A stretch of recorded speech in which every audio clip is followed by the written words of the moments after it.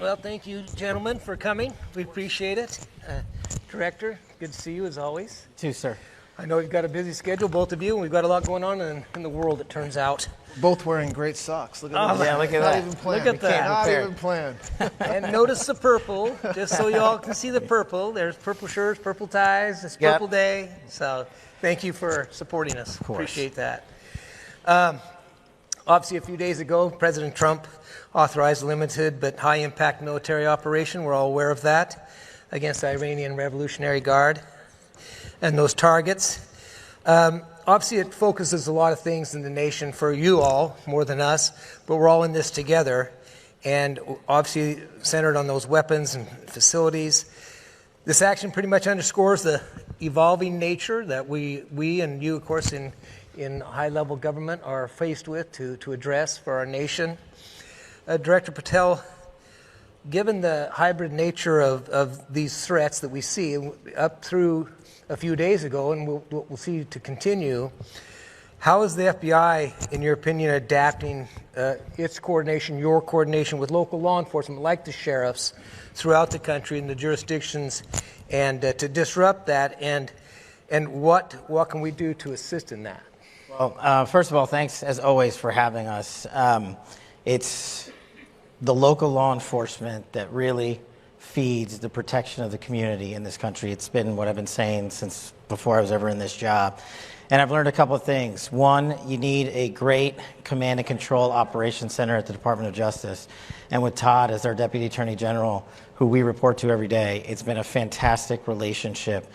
He recognizes the importance of local law enforcement, and in times like this, he's empowered the FBI, along with our Attorney General, to go out there and say, we got to protect the homeland. We will do it at the federal level, but in order to accomplish that mission, we must partner with state and local level law enforcement, tribal community law enforcement. And that's what we've done. We've quietly pushed that out. And not to take away from the other priorities of the administration. They're equally as important, getting rid of criminals in our communities, illegals in our communities. But right now, the focus, given the nature, especially what just happened, has to be on protecting the homeland and protecting our communities, especially since the prior administration allowed so many thousands of known or suspected terrorists into this country and didn't account for them. And we now have prioritized looking for them. So we have a great partnership at DOJ, and we're thankful to have the DAG helping us lead that mission. Yes, sir. Well, General Blanche, what, based on that, and of course it is a all-of-government approach and all of law enforcement, right, with us, with you, and so on and so forth, and General Bondi, what can you add to that, what the Director just spoke to? So look, thank you very much for letting us be here today. We appreciate it. I echo the Director's appreciation for that. The other thing that we have and that you all have that is unusual, certainly in as far back as I can remember, is an Attorney General who was her entire career a state prosecutor and then a state Attorney General. So between what Director Patel just talked about and an Attorney General who has her entire life spent working at the state and local level, we do have a great partnership, and we do think every day about how we can be better at communicating and getting information from not only at the federal level, from FBI to DHS to our intelligence community, from our intelligence community, but also to sheriffs and state and locals, because that's the only way it'll work. And it's not. I mean, I know everybody will laugh at this, but it's not perfect. The feds are not perfect. We're not. There's a lot of things that we need to do better, but it does help when you have Director Patel and myself talking multiple times 7 days a week, the Attorney General and myself talking multiple times 7 days a week, and then also constant communication with state and local leaders, sheriffs, district attorneys, states attorney generals. That's the only way it can work, and that's what we try to do every day. Thank you, Deputy General.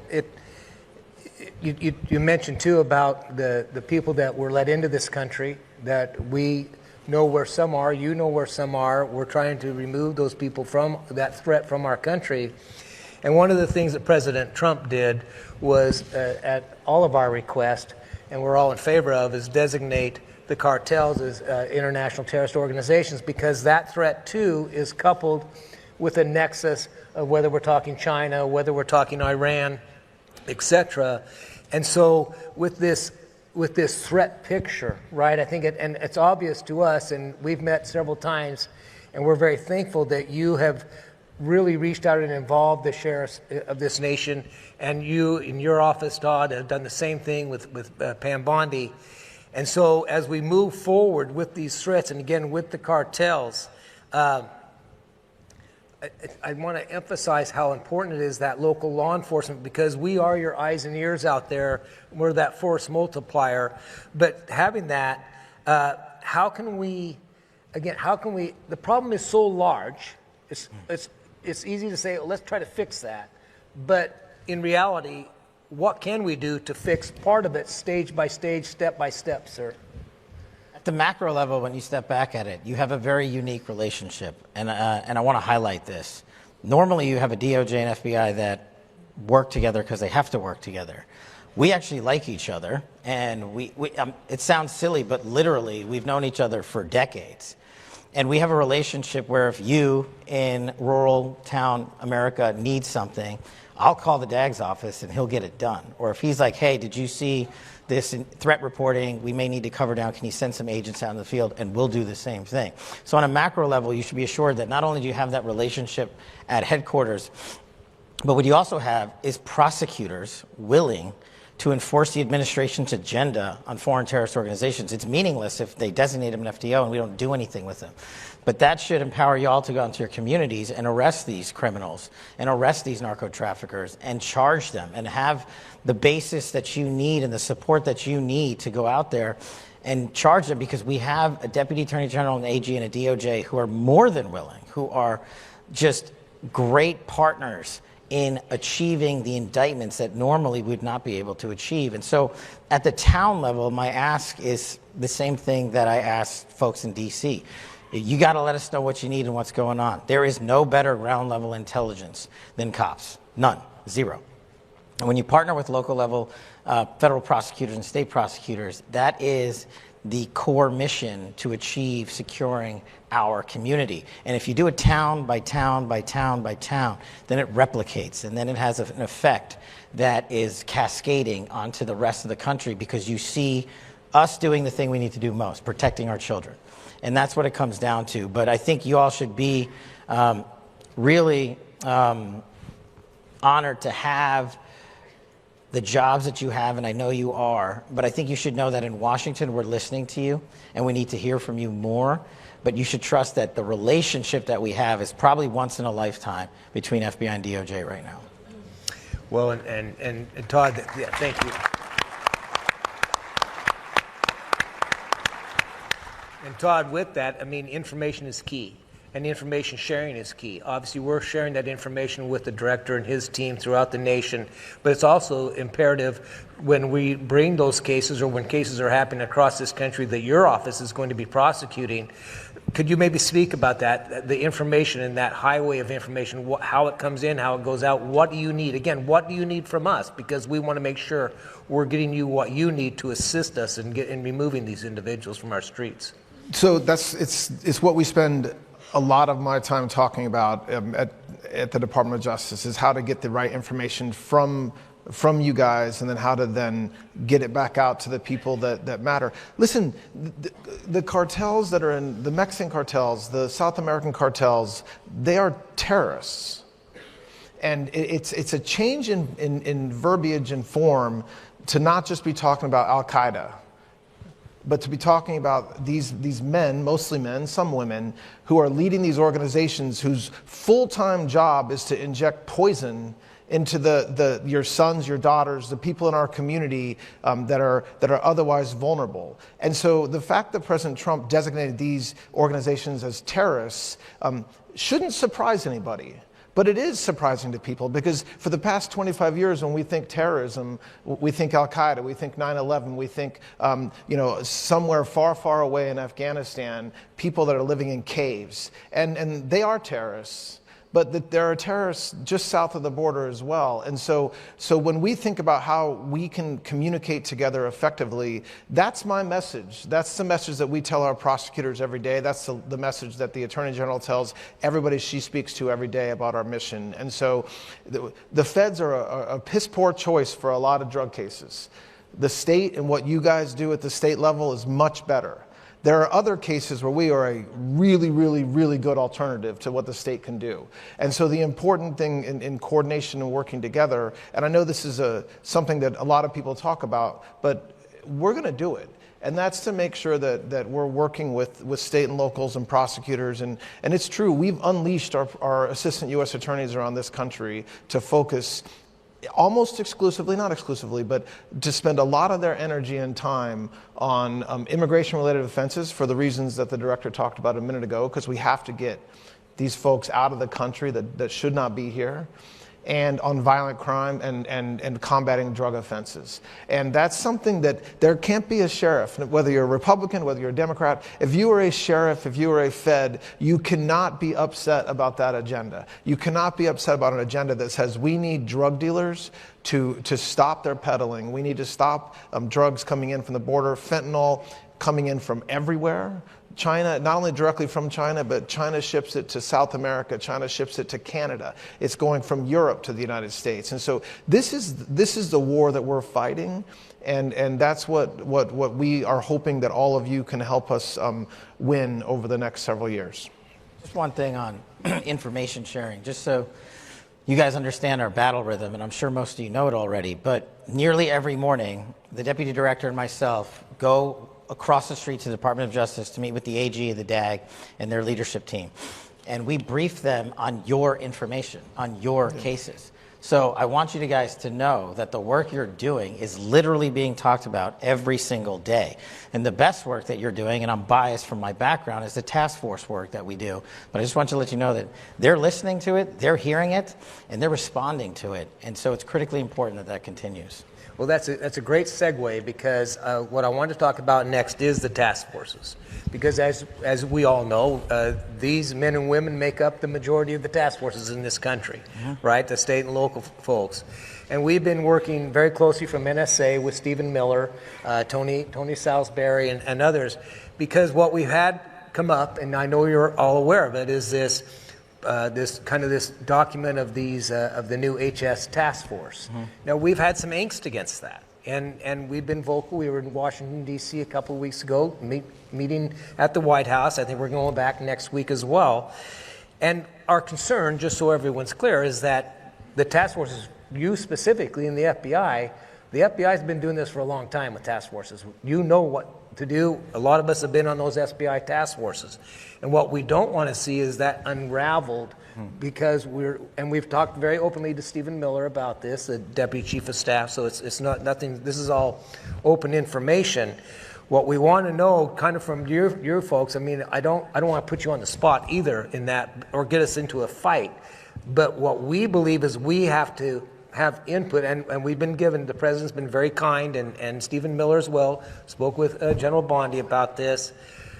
We need to keep in place these task forces like the FBI and the people, the men and women that are supplying that manpower. If we hand it off to somebody who doesn't know what to do, how to do criminal investigations like the way you do or the way we do, that's going to hurt your office as well, because we're not going to get those prosecutorial cases.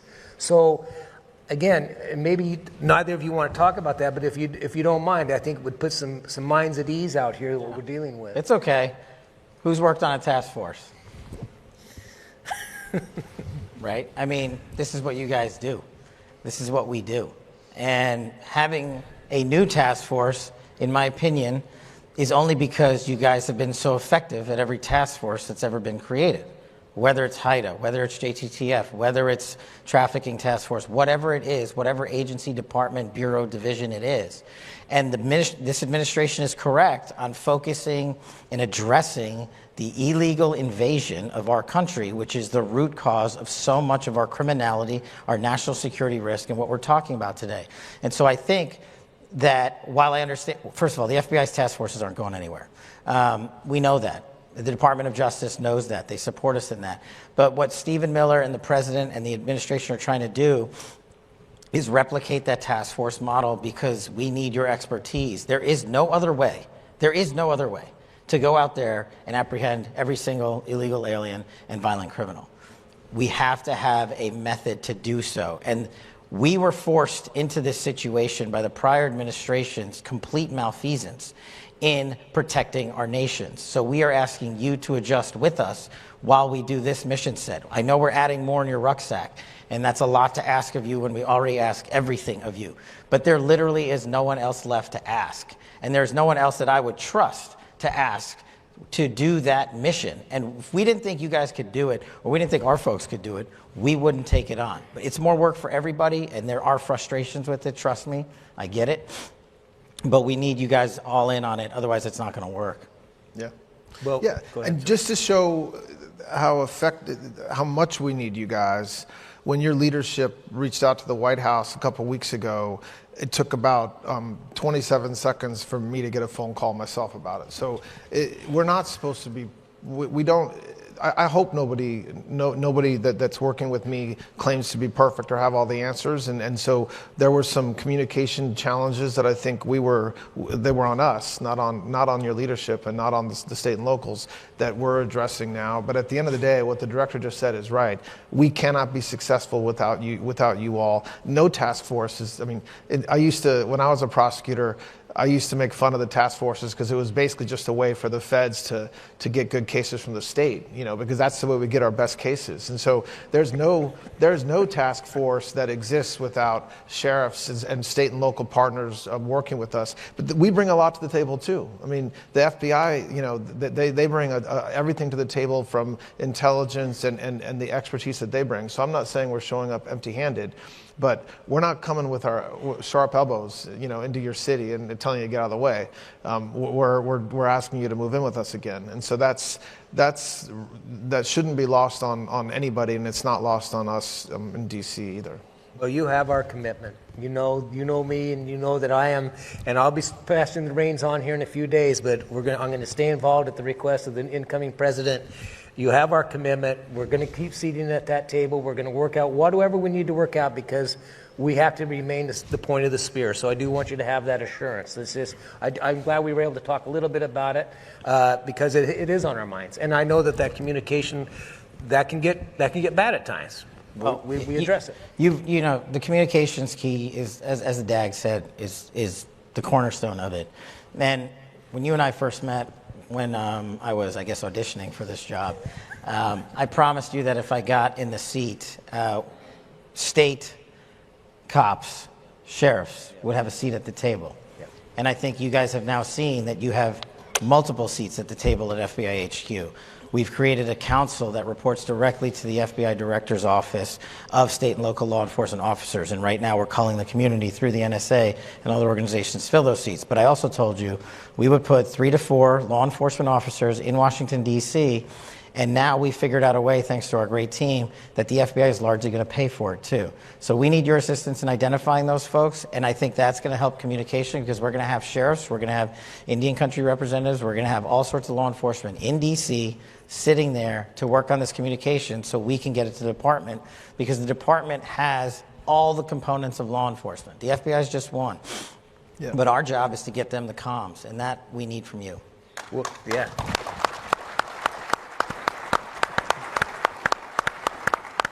Well, and I'll commend you too, because the other thing you told me and told us on that first meeting was, I'm going to put some people out in the field, and you damn sure done that. You put some people in the field, and we appreciate you.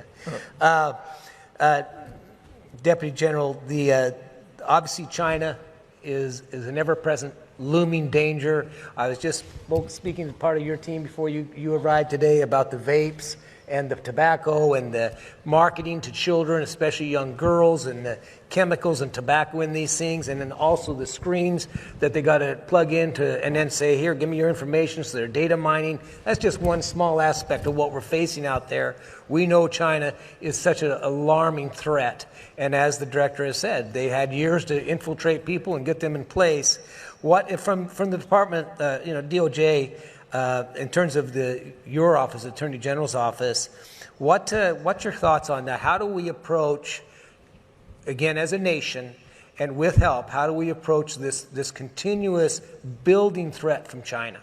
Yeah, it's the biggest issue in my mind when it comes to keeping our communities safe, which is the fentanyl crisis. I mean, I think at the end of the day, there's still problems in lots of other spaces, cocaine, meth. But at the end of the day, because of the way that the fentanyl trade is running and working right now, it is a problem that is extraordinarily complicated, and a lot of reasons go into that. The precursors change regularly. So the second that we identify a precursor that's killing people in our communities, they adjust it and find another one. The way that it's shipped, like I said a few minutes ago, it's extraordinary when you think about the way they're getting into this country. It's going directly into some of our ports in Savannah, Houston. It's also going to Guatemala. It's going way down south. It's going to Canada. So stopping it from getting into this country, I mean, closing the borders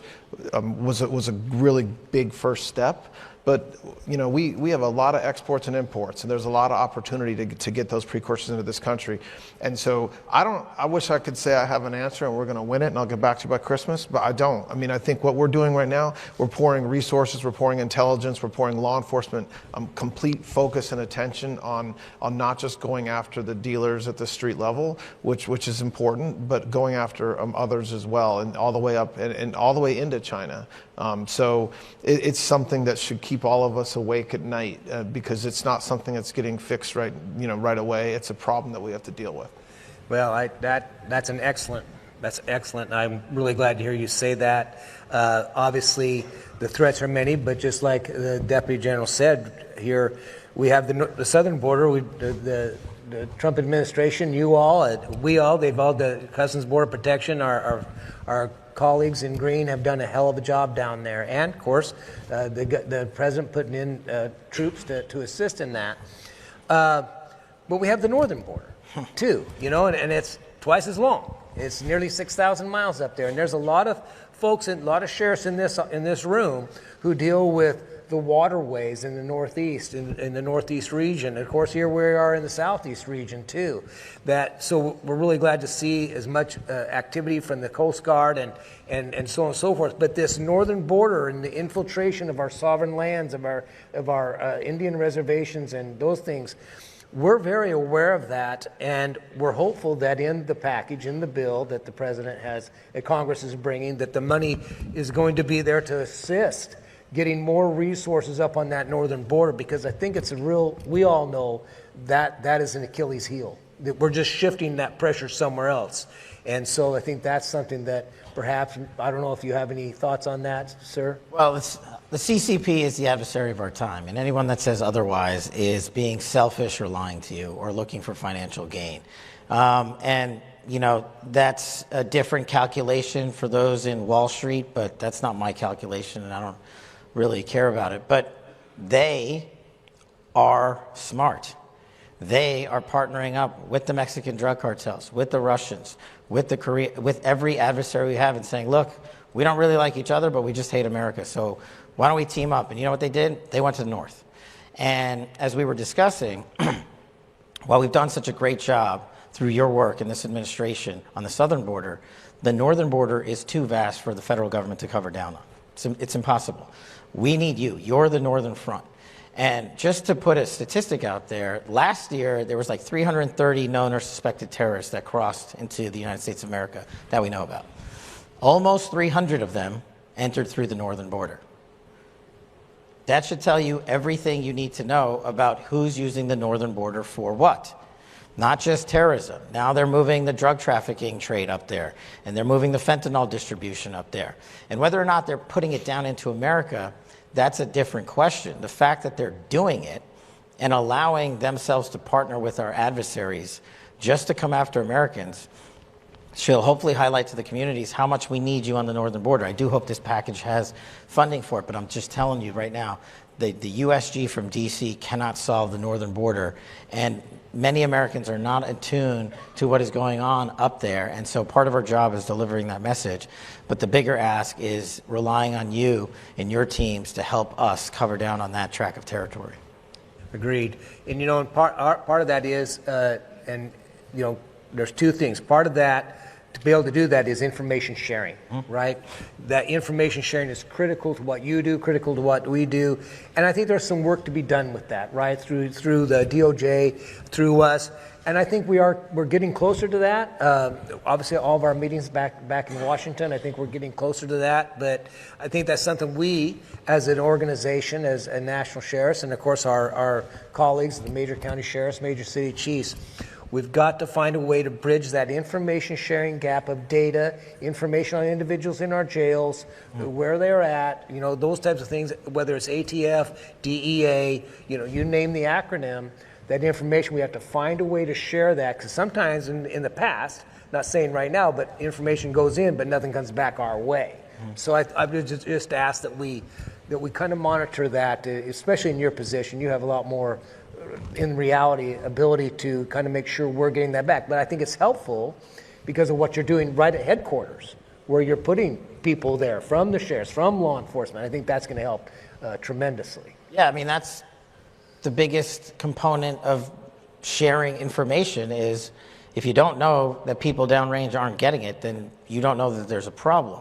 And if you don't know who's not getting what, then you don't know what to send out. So that's part of the initiative that we have and we're pretty much done. I think you're helping us fill out some of those last remaining applicant slots, and we should have that stood up here shortly.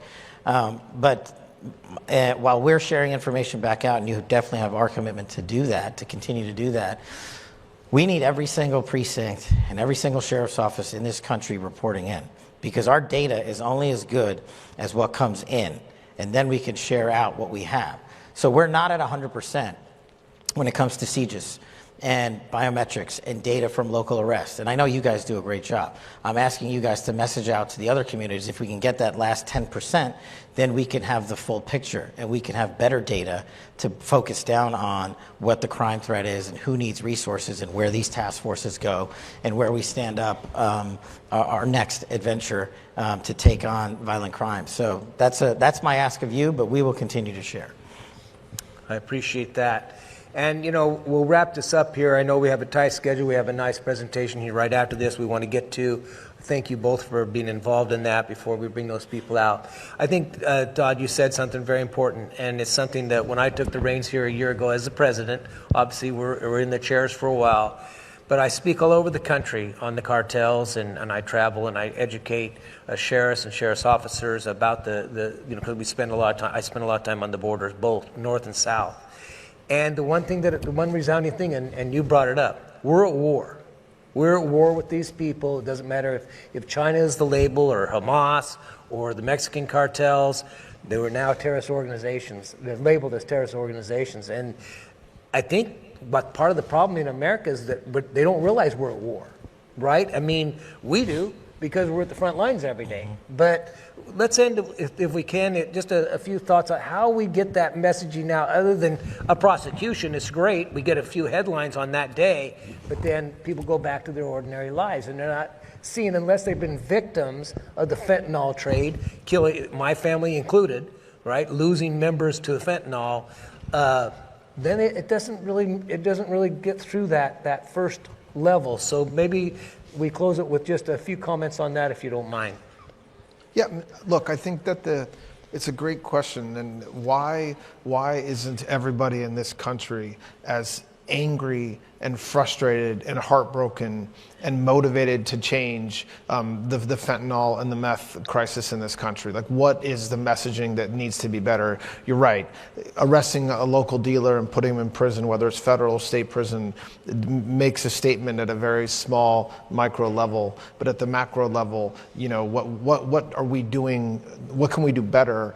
And from where I sit at the Department of Justice, what I say to my people that but then hopefully say it to the folks that they're helping lead, is just constant encouragement and support from the Department of Justice. Like, we will not stand in your way. We're not, I mean, the last administration put incredible restrictions on prosecutors on when they could charge certain statutes for drug crimes. We removed that. So that doesn't mean that alone is gonna fix it. But working with state and local, working with communities on the addiction issues and addiction problems in our prison systems, spending more money. Our budget this year for the Federal Bureau of Prisons, we increased it dramatically, because that's another place that there's a major shortfall in my view, in what we're doing to make sure that folks that are in prison because of an addiction get the help that they need. So I think that it takes all of us being motivated every day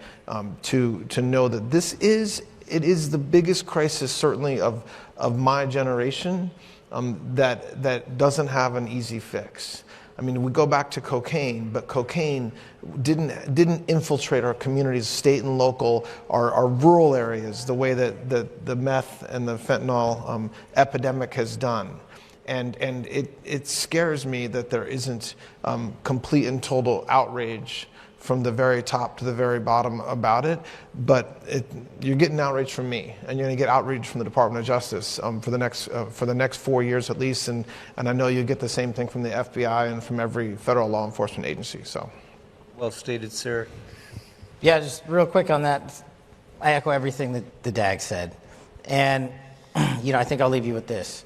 This year, thanks to your work, we are on track to have the lowest murder rate ever. That's good cops being cops. But it was a big process to get there, not just cracking down on murderers, but highlighting that it was a national security crisis. And that took years to educate the American public that it was such a big problem. Fentanyl is no different, in my opinion. We have to go out there and message to our local communities. I talk about it in every single scenario I'm in and get an opportunity to discuss it. Besides China, I talk about fentanyl and drug trafficking and sex trafficking. And these crimes are all also happening on our Indian country. And we have got to help the folks out there. There is no distinction for us at FBI or DOJ on where the crime is committed. But if we can get some of these atrocities that are happening, not just in rural America, but in Indian country and in urban America, that's a key component to help us solving and putting front and center the crisis that is fentanyl. You've got the team in place. We have you there. I think we can get there, but it will take some time, but we will need you. Thank you. Well, gentlemen, we are out of time on this part. Please give a round of applause for the Director of the FBI and Deputy Attorney General Blanche.